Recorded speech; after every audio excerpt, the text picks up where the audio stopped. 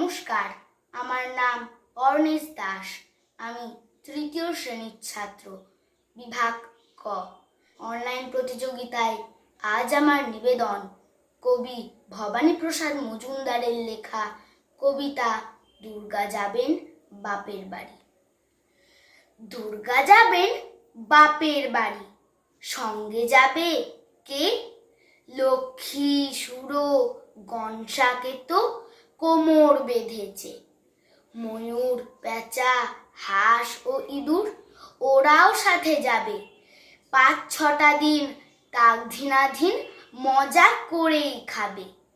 বললে ওরা, ভাল লাগে রোজ একই জিনিস খেতে। বছরে তাই চাই কটা দিন অন্য কিছু পেতে। হলেও ভঙ্গ ওদেশ বঙ্গ, দারুণ রঙ্গ ভরা। Chop, roll, fry, chow, Mughlai, স্বাদ কি পাগল করা। Chicken, mutton, biryani, how funny, how lovely. Kebab, korma, pulao, phuchka, aloo kabli. বোঁদে, গজা, গুজিয়া, আর সর ভাজা, সর পুরিয়া। রসগোল্লা, পান্তুয়ারাও আছে হৃদয় জুড়িয়া। পায়েস খাবো আয়েস করেই, মিহিদানা, চমচম।